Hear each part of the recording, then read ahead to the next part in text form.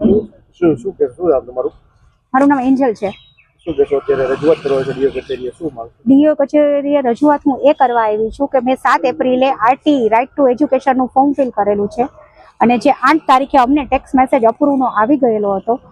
23 તારીખે બધાના આરટી ફોર્મની પોર્ટલ બંધ હતી તો 24 તારીખે રાત્રે 7:30 આસપાસ અમને ટેક્સ મેસેજ એવો મળેલો છે કે તમે જે ફોર્મ ફિલ કર્યું છે એ રિજેક્ટ થયેલું છે, જેનું અમે અહીંયા રીઝન જાણવા માટે આવ્યા. પણ રીઝનની અંદર એવું છે કે કોઈ પણ જાતનું પર્ટિક્યુલર રીઝન લખેલું નથી કે કયા રીઝનના લીધે અમારું ફોર્મ રિજેક્ટ થયું છે.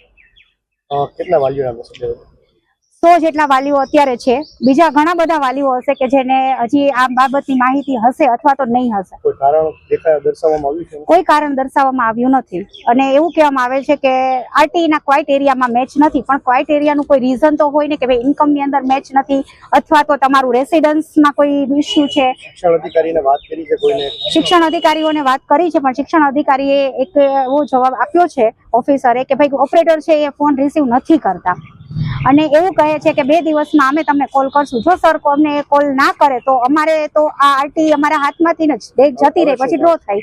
અમારી માંગ એવી છે કે અમને ટાઈમ લિમિટ્સ આપવામાં આવે, રીઝન અમને પર્ટિક્યુલર આપવામાં આવે કે શેના લીધે રિજેક્ટ થયા છે અને જો એ કરેક્શન થતું હોય કોઈ ડોક્યુમેન્ટ્સ કે અમારું તો અમને એની માટે ટાઈમ લઈને આપે કે ભાઈ એ ટાઈમની અંદર અમે જે કંઈ ડોક્યુમેન્ટ પૂરા પાડવાના હોય એ અમે પૂરા પાડીએ.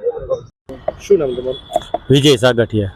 વિજયભાઈ, ડીઓ કચેરીએ આવ્યા છો જિલ્લા શિક્ષણ અધિકારીને રજૂઆત કરવા, શું માંગ છે તમારી? અમારી માંગ એટલી જ છે કે એવો કયા ઓપરેટર અહીંયા બેઠેલા છે કે જેને ને ફોર્મ રિજેક્ટ કરેલું, અમારું પેલા અપ્રુવલ કરેલું એક દિવસ આરટી નું વન ચાઇલ્ડ ગર્લમાં મેં ફોર્મ ભરેલું છે મારી દીકરીનું આરટી રાઇટ ટુ એજ્યુકેશન માટે, પણ એ પેલા અપ્રુવલ કરેલું છે. હવે એને વેબસાઇટ બંધ થઈ ગયા પછી સાંજે 7 વાગ્યા પછી અમને એવો મેસેજ આવેલો છે કે અમારું ફોર્મ રિજેક્ટ કરેલું, જિલ્લા કક્ષાની આરટી ફોર્મ માપદંડ પ્રમાણે રિજેક્ટ કરે. કયા કારણસર રિજેક્ટ કરેલું એનો પ્રોપર કોઈ આન્સર અહીંયા અમને મળતો નથી.